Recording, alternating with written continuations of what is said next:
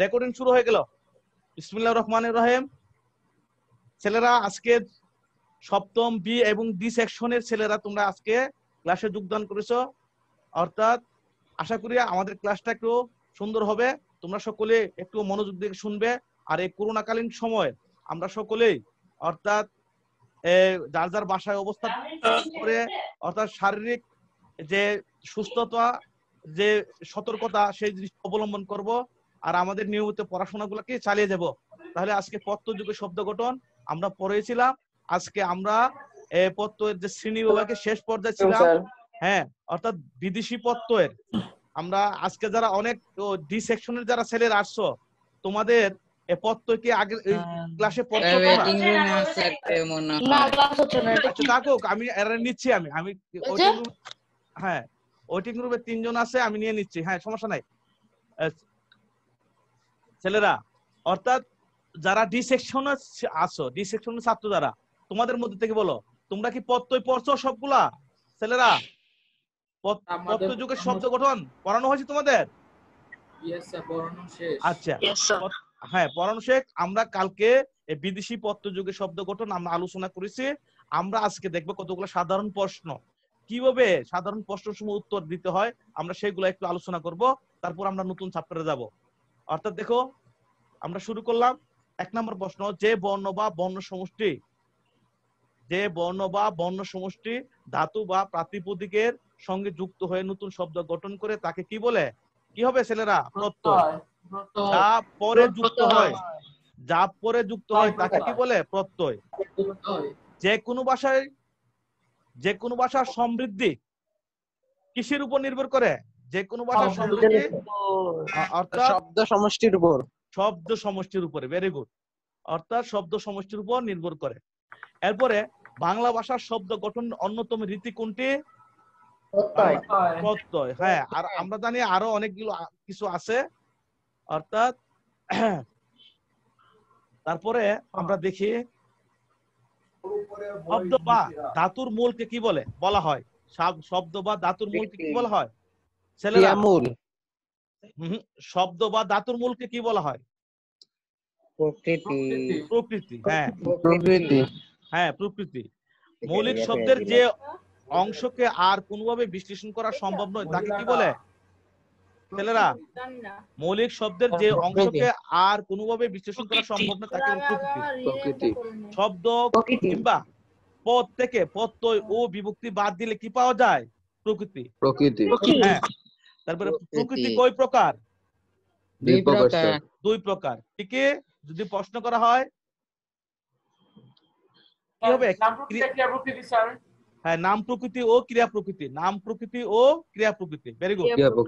হ্যাঁ, অর্থাৎ এরপরে যদি আমরা প্রশ্ন করি ক্রিয়া প্রকৃতির আরেক নাম কি? ধাতু। আর নাম প্রকৃতির আরেক নাম কি? সংজ্ঞা প্রকৃতি। হ্যাঁ, বিভক্তিহীন নাম শব্দকে কি বলে? বিভক্তিহীন নাম শব্দকে কি বলে? প্রাতিপদিক। Very good. হ্যাঁ, প্রাতিপদিক শব্দ কোনগুলো? এখানে একটু ইয়ে হয়েছে। প্রাতিপদিক শব্দ কোনগুলো? হ্যাঁ, দেখো, বই, কলম। হ্যাঁ, প্রাতিপদিক শব্দ কোনগুলো? বই, কলম, হাত, মাছ। আমার চেকিং করতেছো, সবাই কথা বলবে না? মিউট করো। বই, কলম, হাত, মাছ, এগুলো প্রাতিপদিক। ধাতু কোনগুলো? চল, দৃশ, নাচ, ক্রি, এগুলো হলো ধাতু। স্যার ওই প্রশ্নে কি অপশন থাকবে স্যার? 13 নম্বর প্রশ্নে অপশন থাকতে পারে, অবশ্যই আরো থাকতে পারে। ধাতু কোন? এখানে মাত্র 3টা 4টা দিয়েছি। অর্থাৎ ধাতু তো অনেকগুলা, যতগুলা আমরা বইয়ের ভিতরে যেগুলো আছে সবগুলোই ধাতু। অর্থাৎ কৃৎপ্রত্যয়ের মূল প্রত্যেকটাকে ধাতু বলা হয়। ওই জিনিসটা তোমাদের মাথায় রাখতে হবে। আমি শুধু অল্প কয়েকটা উদাহরণ দিয়েছি, বুঝতে পারছো ছেলেরা? অর্থাৎ নাম ইয়াতে প্রাতিপদিকের যেমন কয়েক 4টা উদাহরণ দিয়েছে, অর্থাৎ ধাতুরও কয়েকটা উদাহরণ দিয়েছি মাত্র, বুঝতে পারছো? এই জিনিসগুলো একটু মনে রাখবে। প্রত্যয় কয় প্রকার? 2 প্রকার স্যার। প্রধানত 2 প্রকার। প্রত্যয় প্রধানত 2 প্রকার। কৃৎপ্রত্যয় কয় প্রকার? দুই প্রকার, কীট প্রত্যয় দুই প্রকার। সংস্কৃত কীট প্রত্যয়, বাংলা কীট প্রত্যয়। বাংলা কীট ভেরি গুড। প্রত্যয় দুই প্রকার। তদ্ধিত প্রত্যয় কয় প্রকার? তিন প্রকার স্যার, হ্যাঁ কি কি? সংস্কৃত তদ্ধিত প্রত্যয়, বাংলা হ্যাঁ। তদ্ধিত প্রত্যয়, বিদেশি তদ্ধিত প্রত্যয়। Very good. এরপরে দেখি আমরা কি রে বাবা, এত ছেলে থেকে আসতেছে রে বাবা।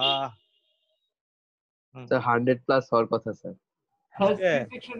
হয়েছে 70 হয়েছে মাত্র। 100+ হবে না, কেন 70 হইলো এতক্ষণে? 100+ কোনোদিনই হয় না।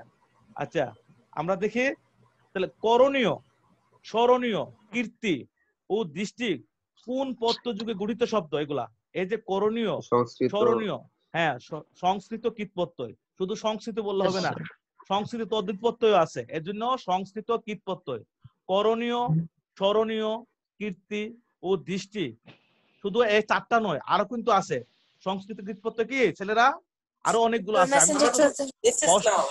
হ্যাঁ প্রশ্নটা কি হতে পারে, স্ক্রিনশট প্রশ্নটি কি হতে পারে সেই জিনিসটা শুধু স্যারে আলোচনা করতেছি।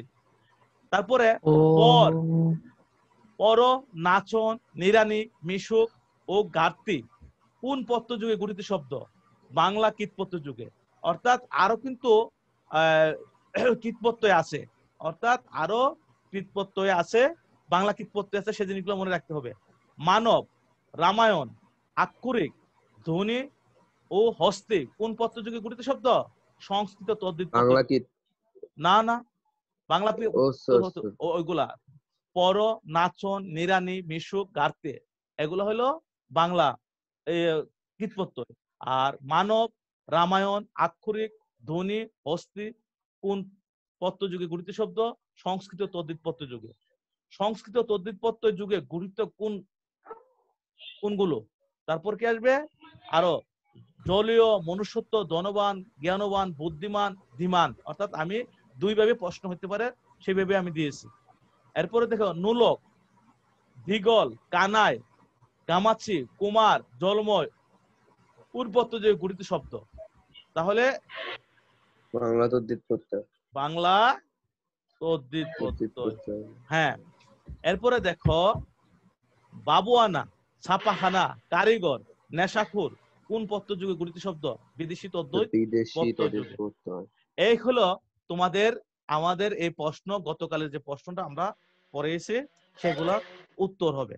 আজকে আমরা পড়াবো অর্থাৎ সপ্তম শ্রেণী বাংলা দ্বিতীয় পত্রের সমচ্ছরিত ভিন্নাত্মক শব্দ যুগে। বলো স্যার লাস্টের একটু দিবেন স্যার, লাস্টে একটু স্ক্রিনশট নিতাম স্যার। হ্যাঁ হবে, তাহলে হবে। এখানে জাস্ট কয়েকটা, আরো কিন্তু আছে, অনেক প্রশ্ন হবে। আর পরে আমি যে তোমাদের, হ্যাঁ আমি যে তোমাদেরকে ওইখানে যে প্রশ্নগুলো দিয়েছি, এই যে এরকম বাবু যোগ আনা, হ্যাঁ আনা কোন প্রত্যয় হইতে পারে, যে প্রশ্ন করতে পারি, বুঝতে পারছো? বা কোন বাবু আনা শব্দের অর্থাৎ প্রকৃতি প্রত্যয় কি হবে? তাহলে বাবু যোগ আনা, এরকম তুমি এরকম জিনিসগুলো তোমরা ওগুলো পড়তে হবে। ওগুলো কিন্তু আমি স্যারের প্রশ্ন উল্লেখ করি নাই, এই জিনিসগুলো কিন্তু মনে রাখতে হবে তোমাদের। বলো এখন আমরা পড়বো সমচ্চারিত ভিন্নাত্মক শব্দ। তাহলে স্যার একটা প্রশ্ন ছিল স্যার। বলো স্যার ধাতু আর প্রকৃতির মধ্যে পার্থক্য কি স্যার? ধাতু আর প্রকৃতির মধ্যে তেমন বেশি একটা পার্থক্য নেই, অর্থাৎ প্রকৃতির আরেক নাম হয়ে যায় কি ধাতু। অর্থাৎ ধাতু আমি বলি, ধাতু হলো প্রকৃতি হলো নাম, প্রকৃতি হইতে নামবাচক শব্দের মূল অংশ হলো প্রকৃতি বলে, ক্রিয়াবাচক শব্দের মূল অংশকে অর্থাৎ প্রকৃতি বলে। ধাতু হলো ক্রিয়াবাচক শব্দের মূল অংশ, ধাতু হলো কি ক্রিয়াবাচক শব্দের মূল অংশ। বুঝতে পারছো বিষয়টা? অর্থাৎ সে হলো ক্রিয়া প্রকৃতি। অর্থাৎ প্রকৃতি দুই প্রকার, একটা হলো নাম প্রকৃতি, একটা ক্রিয়া প্রকৃতি। ক্রিয়া প্রকৃতি হলো ধাতু। এখন বুঝতে পারছো? ক্রিয়া প্রকৃতি হলো ধাতু, এই জিনিসটা মনে রাখবে। আর নাম প্রকৃতি হলো, বুঝতে পারছো, প্রকৃতি দুই প্রকার, নামবাচক শব্দের মূল অংশ নাম প্রকৃতি। প্রকৃতি দুই প্রকার মনে রাখবে। হ্যাঁ বলো বলো বলো। মানে স্যার সব প্রকৃতি ধাতু না? হ্যাঁ না না না, নামবাচক যেগুলা এগুলো ধাতু না। অর্থাৎ ক্রিয়াবাচক শব্দের মূল যেগুলা ওইগুলা হলো ধাতু। আর নামবাচক শব্দ অর্থাৎ প্রাতিপদিকের যে মূল অংশ, প্রাতিপদিকের যে মূল অংশ, এগুলো নাম প্রকৃতি বলে, এগুলোকে ধাতু বলা হয় না। বুঝতে পারছো পার্থক্যটা? জি স্যার। হ্যাঁ, এখন আমরা চলে যাই অর্থাৎ সমোচ্চারিত বিন্যাক্ত শব্দ। এই সমোচ্চারিত বিন্যাক্ত শব্দ তোমাদের সিলেবাসে আছে, আমরা আগে আলোচনা করি। বাংলা ভাষা এমন কতগুলো শব্দ আছে যাদের উচ্চারণ এক অথবা প্রায় একই কিন্তু বানান ও অর্থ ভিন্ন। অর্থাৎ আমরা বাংলা ক্লাস, তোমরা ক্লাস 4 থেকে পড়ে আসতেছো, বাংলা ভাষা এমন কতগুলো শব্দ আছে যে শব্দ সমূহ অর্থাৎ কি উচ্চারণ প্রায় একই ধরনের, কিন্তু বানান এবং অর্থ এদের কি হয়ে যায়, ভিন্ন হয়ে যায়। যেমন বাংলা ভাষায় 3টা স আছে, তালেবাস স, মূর্ধন্য স, দন্তাস স। আবার 2টা জ আছে, অন্ত্যেষ্টা জ, বর্গীয় জ, ঝ। এরকম দন্তান্ন 2টা আছে, দন্তান্ন, মধ্যাহ্ন, কিন্তু উচ্চারণ প্রায় একই। কিন্তু যখন আমরা শব্দে ব্যবহার করি তখন অর্থ ও বানানের কি হয়ে যায়, পার্থক্য হয়ে যায়। তাহলে লিখিত রূপ ছাড়া মৌখিক উচ্চারণে এসব শব্দের অর্থ পার্থক্য নির্ণয় করা কষ্টসাধ্য। অর্থাৎ লিখিত রূপ ছাড়া এগুলোর অর্থ কি পার্থক্য নির্ণয় করা অনেক কষ্টসাধ্য হয়। যেমন অন্ন আর অন্ন উচ্চারণ প্রায় একই, এই অন্ন অর্থ কি, নয় অর্থ কি, অন্ন অর্থ কি, এই অন্ন শব্দটির অর্থ কি, খাবার বা ভাত। আর অন্ন ও দন্তন্য জফালা শব্দটির অর্থ কি, অপর। তাহলে হ্যাঁ, অর্থ প্রায় অর্থাৎ উচ্চারণ প্রায় এক কিন্তু অর্থ কি হয়ে গেল, ভিন্ন হয়ে গেল। আমরা এ ধরনের অনেকগুলো শব্দ পাবো। এ ধরনের শব্দ সমূহকে সমুচ্চারিত বিন্যাক্ত শব্দ বলা হয়। বুঝতে পারছো? ভাবের যথাযথ অর্থের দিকে দৃষ্টি রেখে সমুচ্চারিত শব্দের প্রয়োগ সম্পর্কে সচেতনতা আবশ্যক। কারণ এ ধরনের শব্দের উচ্চারণ এক হলেও বানান রয়েছে ভিন্নতা এবং প্রতিটি শব্দের মূলও পার্থক্য আছে। এর জন্য শব্দগুলোর মধ্যে ব্যাপকভাবে অর্থ পার্থক্য ঘটে, আর এর জন্য এগুলো আমাদের জানা উচিত। তাহলে আমরা দেখি প্রথমে অংশ শব্দের অর্থ ভাগ হলে এই অংশ শব্দের অর্থ কি। অর্থাৎ আমি প্রথমে বলছি, অর্থাৎ তালিবর্ষ, দন্তাস্য, মধ্যাহ্নাস্য এগুলোর উচ্চারণ প্রায় এক। তাহলে প্রথম অংশ তালিবর্ষ দিয়ে এই অংশের অর্থ ভাগ, আর দন্তাস্য অংশ দিয়ে অর্থ কি, কাঁধ। খেয়াল করে দেখছো? হ্যাঁ, এটা আবার ভিন্নভাবে আসতে পারে। যদি অংশ শব্দের অর্থ কাঁধ হয় তাহলে এই অংশ অর্থ কি, উল্টা একই জিনিস কি হইতে পারে, ভিন্ন রকম হতে পারে প্রশ্নটা। অনু অদন্তন্য অনু রুসুকার শব্দের অর্থ হলো সব কি, প্রচ্ছদ। আর ও মধ্যাহ্ন রুসুকার অনু শব্দের অর্থ কি, তাহলে কি হবে, বস্তুর ক্ষুদ্রতম অংশ। এই পার্থক্যগুলোকে হ্যাঁ পরে পরে বুঝতে হবে। অন্য শব্দের অর্থ বাদ, অন্য শব্দের অর্থ অপর। অবিরাম শব্দের অর্থ অনবরত হলে অবিরাম শব্দের অর্থ কি, সুন্দর। খুব ভালো করে এই শব্দটা মনে রাখবে। অভিধান শব্দের অর্থ অনিয়ম, অভিধান যা অনিয়ম যাকে বলা হয় সেই বিষয়টার। আর অভিধান শব্দের অর্থ কি, শব্দকোষ, শব্দ ভান্ডার, হ্যাঁ, বা শব্দ ভান্ডার। তাহলে অর্ঘ্য শব্দের অর্থ মূল্য, অর্থাৎ জফালা নাই। আর অর্ঘ্য জফালা শব্দের অর্থ হলো কি, অর্থাৎ পূজার উপকরণ। এই জিনিসগুলো একটু ভালো করে পড়বে। অশ্ব শব্দের অর্থ ঘোড়া হলে অশ্ব শব্দের অর্থ কি, পাথর। হ্যাঁ, অশ্বয় বফালা আর অশ্বয় মফালা। সফালা শব্দের অর্থ হলো ঘোড়া হলে, মফালা শব্দের অর্থ হলো কি, পাথর। আপন মধ্যাহ্ন শব্দের অর্থ দোকান হলে আপন। দন্তন্য শব্দের অর্থাৎ আপন যেখানে দন্তন্য তার অর্থ হলো কি, নিজ, নিজেকে বোঝানো। আষাঢ় শব্দের অর্থ মাস বিশেষ হলে, আর এই আষাঢ় শব্দের অর্থ কি, প্রবল বৃষ্টিপাত। হ্যাঁ, তারপরে দেখ উপাদান শব্দের অর্থ উপকরণ হলে উপাদান শব্দের অর্থ কি, বালিশ। হ্যাঁ, কিন্তু উচ্চারণ প্রায় একই কিন্তু অর্থের পার্থক্য ঘটে যায়। এই জিনিসগুলো আমাদেরকে ভালো করে পড়তে হবে। এরপরে দেখো পূজন রুসুকার কু বর্গীয় দন্তন্য, পূজন শব্দের অর্থ খারাপ ব্যক্তি। আর কু দীর্ঘকার বর্গীয় দন্তন্য শব্দের অর্থ কি, পাখির ডাক। হ্যাঁ, দেখছো এই সামান্য উচ্চারণ এক শব্দের কারণে কি হচ্ছে, পার্থক্য হয়ে যাচ্ছে। কোন শব্দের অর্থ দুই সরল রেখার মিলন স্থান বা দিক হলে কোন শব্দের অর্থ কি, অনির্ধারিত কোনটি এবং কোনটি। হ্যাঁ, কপাল শব্দের অর্থ ললাট বা মাথার খুলি হলে কপল শব্দের অর্থ কি, গাল। খেয়াল করে দেখছো? কমল শব্দের অর্থ পদ্ম হলে কোমল শব্দের অর্থ কি, নরম। কমল শব্দের অর্থ পদ্ম হলে কোমল শব্দের অর্থ কি, নরম। খুব ভালো করে সাজিদ খুব সমস্যা হচ্ছে নেটওয়ার্কের। কুল শব্দের অর্থ বংশ হলে কুল শব্দের অর্থ কি? নদীর তীর। গা শব্দের অর্থ গ্রাম হলে গা শব্দের অর্থ কি? শরীর।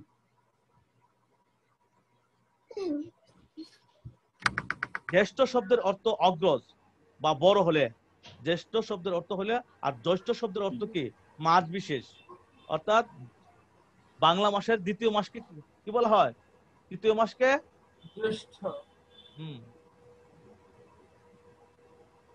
এরপরে দেখো, দিন শব্দের অর্থ দিবস হলে দিন শব্দের অর্থ কি? দরিদ্র। দরিদ্র। হ্যাঁ। এরপরে দেখো, দ্বীপ শব্দের অর্থ জল বিশিষ্ট স্থান হলে দ্বীপ শব্দের অর্থ কি? হাতি। অর্থাৎ জল বিশিষ্ট হাতি। অর্থাৎ এরপরে দেখো, নীর শব্দের অর্থ জল হলে নীর শব্দের অর্থ কি? পাখির বাসা। এই দুটা কিন্তু খুবই গুরুত্বপূর্ণ, খুবই গুরুত্বপূর্ণ, ভালো করে মনোযোগ দিয়ে পড়বে। দ্বীপ শব্দের 19 নম্বরটা খুব গুরুত্বপূর্ণ, 18 নম্বরও খুব গুরুত্বপূর্ণ, ভালো করে পড়বে। পানি উচ্চারণ শব্দের অর্থ জল হলে পানি, মধ্যাহ্ন রুশিকার পানি শব্দের অর্থ কি? হাত। দেখছো? হ্যাঁ, এগুলো আমাদের পড়তে হবে, বেশি করে জানতে হবে। এরপরে দেখো, বিনা শব্দের অর্থ ব্যতীত হলে বিনা শব্দের অর্থ কি? বাদ্যযন্ত্র। রুশিকার বিনা আর এখানে কি বদ্রিকার বিনা, মধ্যাহ্ন বিনা শব্দের অর্থ বাদ্যযন্ত্র বেশি। ভাষা শব্দের অর্থ একটু উপরে নেবেন স্যার, একটু উপরে। মানে ওদিকে যাব? কত নম্বর ইয়েস পর্যন্ত? স্যার। হ্যাঁ স্যার, এই জায়গা হলো? জি স্যার, হয়েছে। জি স্যার। বিনা শব্দের অর্থ ব্যতীত হলে বিনা শব্দের অর্থ কি? বাদ্যযন্ত্র। ভাষা শব্দের অর্থ ভাসমান থাকা হলে ভাষা শব্দের অর্থ কি? বা প্রকাশক উক্তি বা সংকেত। খুব ভালো করে পড়বে এগুলা। এরপরে দেখো, বাড়ি শব্দের অর্থ খুব হলে বাড়ি শব্দের অর্থ কি? বেশি ওজন। মুখ শব্দের অর্থ মুখমণ্ডল হলে মুখ শব্দের অর্থ কি? বোবা, যে কথা বলতে পারে না, অর্থাৎ বাক প্রতিবন্ধী যাকে বলা হয়। জ্যোতি শব্দের অর্থ বিরাম চিহ্ন বা স্থান হলে জ্যোতি শব্দের অর্থ কি? মুনি বা সন্ন্যাসী। 26 নাম্বারটা খুব ভালো করে পড়বে। জ্যোতি শব্দের অর্থ বিরাম চিহ্ন বা স্থান হলে জ্যোতি শব্দের অর্থ কি? মুনি বা সন্ন্যাসী। হ্যাঁ। এরপরে দেখো, লক্ষ শব্দের অর্থ শত সহস্র হলে লক্ষ শব্দের অর্থ কি? উদ্দেশ্য। অর্থাৎ লক্ষ জফালা যেখানে নেই সেখানে হলো কি? শত সহস্র, 1 লক্ষ। বুঝতে পারছো? আর বলি যে এরকম, আর লক্ষ জফালা থাকলে ধরে নিব উদ্দেশ্য। এই পার্থক্যটা খুব সূক্ষ্ম, মনে রাখতে হবে, এটা জীবনে অনেক ক্ষেত্রে কাজে লাগবে। সজ্জা, সজ্জা শব্দের অর্থ বিছানা হলে সজ্জা শব্দের অর্থ কি? বেশভূষা। সূচি শব্দের অর্থ পবিত্র। বলো, কে প্রশ্ন করতে চাচ্ছিলে? বলো। সূচি শব্দের অর্থ পবিত্র হলে সূচি শব্দের অর্থ মানে কি? বেশভূষা মানে কি? পোশাক পরিচ্ছদ, তোমরা যে পরো, অর্থাৎ সাজুগুজু আমরা যাকে বলি। বুঝতে পারছো? হ্যাঁ। এরপরে দেখো, সূচি শব্দের অর্থ পবিত্র হলে সূচি শব্দের অর্থ কি? বিষয় তালিকা। স্বর্গ শব্দের অর্থ হলো দেবলোক হলে স্বর্গ শব্দের অর্থ কি? অধ্যায় বা পরিচ্ছেদ। সাক্ষ্য শব্দের অর্থ অক্ষর জ্ঞান সম্পন্ন হলে সাক্ষ্য শব্দের অর্থ কি? সই বা দস্তখত। দেখেছো? আমি আশা করব তোমরা এই জিনিসগুলা ভালো করে পড়ে ফেলবে। এরপরে আমরা এরপরে আমরা আসবো কি ব্যাপার?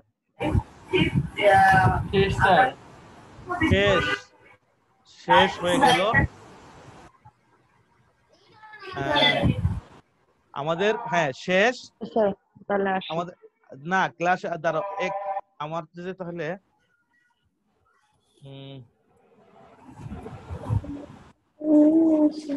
এক মিনিট নতুন কিছু আর পড়াবেন? হ্যাঁ, এটা পরে বাগদাটা পরে ফেলি।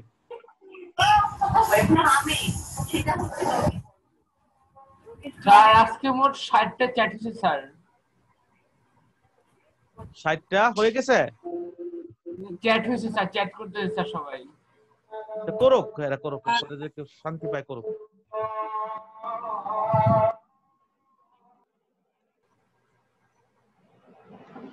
স্ক্রিনশট তুলে পাঠিয়ে দেব।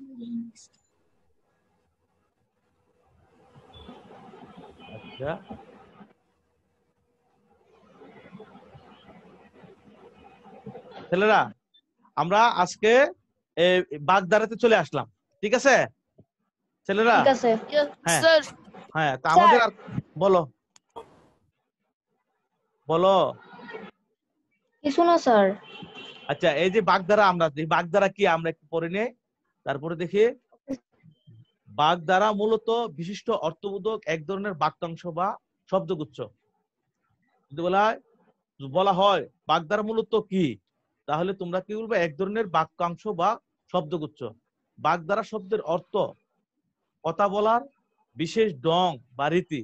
তাহলে যদি বলা হয় বাগধারা শব্দের অর্থ কি, তাহলে বিশেষ ঢং বা রীতি। বাগধারার সাহায্যে বিশেষ ধরনের অর্থবোধক শব্দ বা শব্দগুচ্ছ গঠিত হয়। বাগধারা ইংরেজিতে কি বলা হয়? ইডিয়ম শব্দের সমার্থক। ইডিয়ম। হ্যাঁ, এরপরে পৃথিবীর সব ভাষাতে বিশিষ্ট অর্থবোধক শব্দ বা শব্দগুচ্ছর সাক্ষাৎ পাওয়া যায়, দেখতে পাওয়া যায়। বাংলাতেও অজস্র বাগধারা কে আছে। বাংলা ভাষার অনেক শব্দই তাদের নিজস্ব অর্থ ছাড়াও বিশিষ্ট অর্থ ব্যবহৃত হয়। এ ধরনের অর্থ অধিকাংশ ক্ষেত্রে ইঙ্গিত বহ ও সূক্ষ্ম তাৎপর্যমণ্ডিত। যেমন অর্ধচন্দ্র বলতে অর্ধেক চাঁদ না বুঝিয়ে গলা ধাক্কা বোঝায়। অর্ধচন্দ্র এর আবিধানিক অর্থ শব্দগত অর্থ কি, অর্থাৎ অর্ধেক চাঁদ বোঝায়, কিন্তু তার বিশেষ ভাব অর্থ কি দাঁড়ায়? গলা ধাক্কা বোঝায়। অনুরূপ তাসের ঘর বলতে তার দ্বারা নির্মিত গড় না বুঝায়া তার দ্বারা না বুঝায় ক্ষণস্থায়ী বোঝায়, কোনো কিছুকে কিছুকে বোঝায়। সুতরাং আক্ষরিক অর্থকে ছাপিয়ে যখন কোন শব্দ বা শব্দগুচ্ছ বিশেষ অর্থ প্রকাশ করে, তখন তাকে বলা হয় বাগধারা বলে। অর্থাৎ আক্ষরিক অর্থ, আক্ষরিক অর্থ কোনটা? অর্ধচন্দ্র থেকে অর্ধেক ছাদ না বুঝে কি বিশেষ অর্থ গলা ধাক্কা বোঝাচ্ছে। তাসের ঘর আক্ষরিক অর্থ কি? অর্থাৎ তার দ্বারা নির্মিত গণ না বুঝে ক্ষণস্থায়ী বোঝাচ্ছে, এরকম যদি বোঝায় তাকে বলা হয় বাগধারা। বাগধারা ভাষা ব্যবহারের দীর্ঘ অভিজ্ঞতা থেকে উৎসারিত। তাহলে বাগধারা কি? অর্থাৎ ভাষা ব্যবহারের দীর্ঘ অভিজ্ঞতা থেকে উৎসারিত। এর নিপুত্তে ব্যক্তি বা সামাজিক নানা ঘটনা বা প্রসঙ্গ যুক্ত হয়ে থাকে। বাগধারা ভাষার একটি গৌরবময় ঐতিহ্য। যদি বলা হয় বাগধারাকে ভাষার কি বলা হয়, কিসের ঐতিহ্য বলা হয়? গৌরবময় ঐতিহ্য। যে জাতির ভাষা যত প্রাচীন, সে জাতির ভাষার বাগধারা তত বেশি, ব্যবহার তত বেশি। তাহলে যে জাতির ভাষা যত প্রাচীন, সে জাতির ভাষায় বাগধারা তত, বাগধারার ব্যবহার তত বেশি। বাংলা ভাষার কি হাজার বছর ঐতিহ্য রয়েছে, বাংলা ভাষা কি হাজার বছর পুরানো। তাই বাঙালির মননগত অভিব্যক্তি প্রকাশের জন্য অজস্র বাগধারা সৃষ্টি হয়েছে। বাগধারা মননগত মানে কি স্যার? মননশীলতা অর্থে ভাবগত, অর্থাৎ ভাব প্রকাশের ক্ষেত্রে অনেক গুরুত্বপূর্ণ ভূমিকা পালন করে, ওই সৌন্দর্য প্রকাশের সৃষ্টি করে। বাগধারা ভাষার সৌন্দর্য, আর 10 মিনিট সময় আছে। বাগধারা ভাষার সৌন্দর্য সৃষ্টি সহায়ক। অর্থের স্পষ্টতা, ভাবের ব্যঞ্জনায়, বক্তব্যের আকর্ষণ সৃষ্টিতে বাগধারার গুরুত্ব ও প্রয়োজনীয়তা অপরিসীম। এই আকর্ষণ বানানটা মধ্যনাস হবে, দন্তাংশ না হয় ছেলেরা। বাগধারার যথাযথ প্রয়োগ ভাষা সুললিত, সুষমমণ্ডিত ও প্রাণবন্ত হয়ে ওঠে। এখন আমরা বাগধারাতে আসি তোমাদের। অর্থাৎ বাগধারাগুলা কিরকম হইতে পারে, দেওয়া থাকলো এরকম একটা বাক্য দেওয়া থাকলো, গণপিটুনিতে পকেটমার অক্কা পেল। এই বাক্যের অক্কা পাওয়া, এই অক্কা পাওয়া অর্থ কি? মরে যাওয়া। মরে যাওয়া। হ্যাঁ,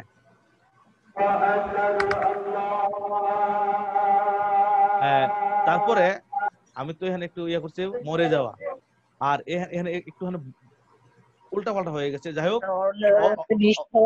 হ্যাঁ, এখানে উল্টা হয়ে গেছে। অরণ্যের রোদন মানে কি? বৃথা।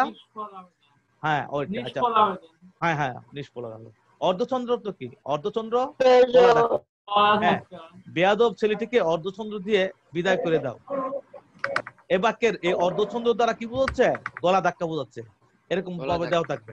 বা অথবা থাকতে পারে অর্ধচন্দ্র শব্দের বাগধারার অর্থ কি? কি হবে? গলা ধাক্কা। যদি আবার প্রশ্নটা এরকম হইতে পারে, গলা ধাক্কা শব্দটি কোন বাগধারার অর্থ? ছেলেরা অর্ধচন্দ্র। এভাবে একটা বাগধারা 3 ধরনের প্রশ্ন হইতে পারে। একটা বাগধারা কয় ধরনের প্রশ্ন হইতে পারে? 3 ধরনের। হ্যাঁ, এরপরে দেখো, চৌধুরী সাহেব অগাধ জলের মাছ, তার মার পেস ধরা মুশকিল। এই বাক্যের অগাধ জল শব্দের অর্থ কি? সুচতুর ব্যক্তি। অগাধ জল বাগধারার অর্থ কি? সুচতুর ব্যক্তি। আর সুচতুর ব্যক্তি কোন বাগধারার অর্থ? অগাধ জলের মাছ। বুঝতে পারছো?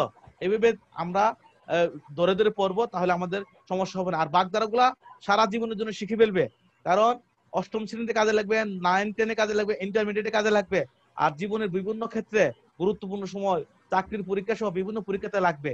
এগুলো তখন নতুন করে পড়া যায় না, এখনই ভালো করে শিখে ফেলবে। বুঝতে পারছো? তারপর আমরা দেখি আমরা কাঠের ঢেকি, এর অর্থ হলো অপদার্থ। তাহলে অপদার্থ কোন কোন বাগধারার অর্থ? আমরা কাঠের ঢেকি। তুমি তুমি কলে আমরা আরে বানানটা বলে, তুমি হলে আমরা কাঠের ঢেকি, তোমাকে দিয়ে কিছুই হবে না। এই বাক্যে আমরা কাঠের ঢেকি অর্থ কি বোঝাচ্ছে? অপদার্থ। আক্কেল ছেলামি শব্দের অর্থ কি? বোকামি দণ্ড।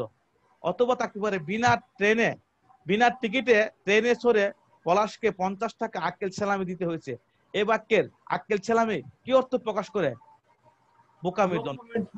হ্যাঁ, তারপরে দেখো এসব যে তোমার আষাঢ়ের গল্প, তা আমাদের জানা হয়ে গেল। এই বাক্যের এই আষাঢ়ের গল্প দ্বারা কি বোঝানো হচ্ছে? আজগুবি গল্প।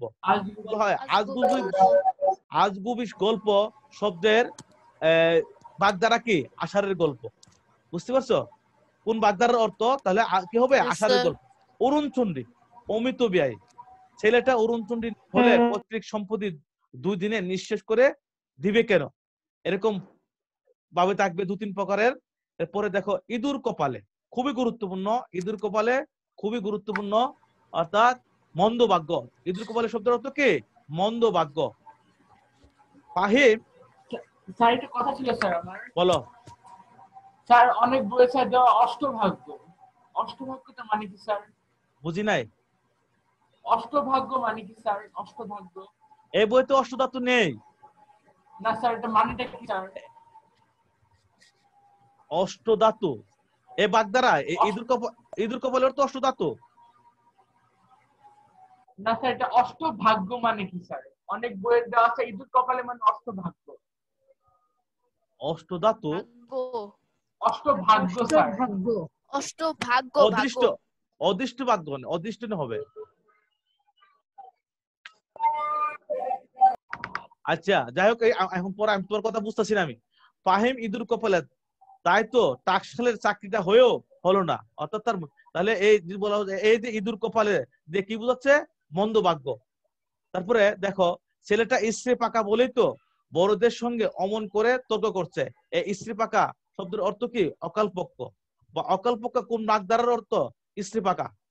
এরপরে দেখো পুতুলের বিয়েতে এত বড় আয়োজন, এই দেখছি এলাহি কাণ্ড। এই বাক্যের এই এলাহি কাণ্ড দিয়ে কি বোঝাচ্ছে? বিরাট ব্যাপার বা বিরাট আয়োজন। তাহলে এই বিরাট ব্যাপার কোন বাগধারার অর্থ? এলাহি কাণ্ড। এবার ধরে ধরে পড়বে। হ্যাঁ, এরপরে দেখো কুলুর বলদের মতো সংসারের পিছে সারা জীবন খাটলাম, কিন্তু লাভের লাভ কিছুই পেলাম না। তো এই কুলুর বলদ, এই বাক্যের কুলুর বলদ শব্দের অর্থ কি বোঝানো হচ্ছে? একটা না খাটুনি। তাহলে একটা না খাটুনি বাগধারার অর্থ কুলুর বলদ। তারপরে দেখো কই মাছের প্রাণ যা সহজে মরে না, চোরটা কই মাছের প্রাণ পিটুনি খেয়েও বেঁচে গেল। এরপরে দেখো তুমি তো বড় সাহেবের খয়ের খা, তোমার পদোন্নতি তো হবে। এই বাক্যের এই খয়ের খা দিয়ে কি বোঝানো হচ্ছে? চাটুকার বা তুষামতকারী। চাটুকার বা তুষামতকারী। তাহলে যদি বলা হয় চাটুকার কোন বাগধারার অর্থ? তাহলে কি হবে? খয়ের খা। হ্যাঁ, গুফ খেজুরে লোকের পক্ষে উন্নতি করা সম্ভব নয়। তাহলে কি এই বাক্যের গুফ খেজুরে অর্থাৎ শব্দ কি? অলস। তা যদি বলা হয় এই অলস শব্দটি কোন বাগধারার অর্থ? গুফ খেজুরে। দেখো এই অঙ্ক মিলবে না, কারণ গোড়াতেই তো গলদ রয়েছে। গোড়াতে গলদ বলতে, এই বাক্যের গোড়াতে গলদ বলতে কোন কিসে কি বোঝানো হয়েছে? শুরুতেই ভুল। শুরুতে ভুল কোন বাগধারার অর্থ? গোড়ায় গলদ। হ্যাঁ, আশা করেছিলাম বিদেশে যাব, এখন দেখছি সে গরিব আলী। তাহলে কি দেখা যাচ্ছে? অর্থাৎ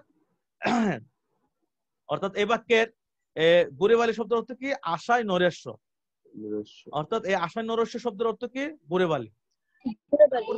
হ্যাঁ, পড়াশোনায় মনোযোগী না হলে পরীক্ষা ঘোড়ার ডিম পাবে। ঘোড়া কি ডিম পারে? না স্যার। পারে না। তাহলে এই বাক্যের ঘোড়ার ডিম দিয়ে কি বোঝানো হচ্ছে? অবাস্তব বস্তু। অবাস্তব বস্তু। তুমি বাসায় পড়াশোনা করবা না, বসে বসে চিন্তা করবা যে আমি কি হবে ক্লাসের মধ্যে প্রথম হব, তাহলে কি এটা কি কোনোদিন সম্ভব? সম্ভব না। এই জন্য অবাস্তব কি বস্তু বলা হয়েছে। যদি বলা হয় অবাস্তব বস্তু শব্দটি কোন বাগধারার অর্থ কি আসবে? ঘোড়ার ডিম। ঘোড়ার ডিম। হ্যাঁ, এরপরে দেখো, মা মরা ছেলেটি সৎ মায়ের চোখের বালি। এই চোখের বালি শব্দের অর্থ কি? অপ্রিয় বা চক্ষুশূল লোক, অপ্রিয় বা চক্ষুশূল। তাহলে যদি বলা হয় অপ্রিয় বা চক্ষুশূল শব্দটি কোন বাগধারার অর্থ, তাহলে কি আসবে? তাহলে চোখের বালি। হ্যাঁ, প্রথম সাময়িক পরীক্ষায় খারাপ হওয়ায় তার টনক নড়ল। এই বাক্যের টনক নড়ল শব্দের অর্থ কি? চৈতন্য উদয় হওয়া, অর্থাৎ বোধের জাগরণ ঘটা। অর্থাৎ যদি বলা হয় চৈতন্য উদয় হওয়া শব্দটির কোন বাগধারার অর্থ? টনক নড়া। এরপরে তো আফজাল সাহেবের মুখে কিছুই আটকায় না। টুট কাটা যাকে বলে, এই টুট কাটা বাক্যের এ বাক্যের টুট কাটা দিয়ে কি অর্থ বোঝানো হচ্ছে? স্পষ্টভাষী। স্পষ্টভাষী। হ্যাঁ, তাই স্পষ্টভাষী বাগধারার অর্থ কি? টুট কাটা। এরপরে দেখো, আমরা দেখি চাকরি পেলে ডুমুর ফুল হয়ে উঠলে যে দেখাই পাওয়া যায় না। তাহলে এ বাক্যে ডুমুরের ফুল শব্দ দিয়ে কি বোঝানো হচ্ছে? অদৃশ্য বস্তু। এই অদৃশ্য বস্তু কোন বাগধারার অর্থ? ডুমুরের ফুল। ডুমুরের কোন গাছের কখনো কি ফুল কি হয়? হয় না। তুমি তো বড় সাহেবের ডাকের কাঠি, তিনি যা বলেন তুমি তাই বলো। এই ডাকের কাঠিতে কি বোঝানো হচ্ছে?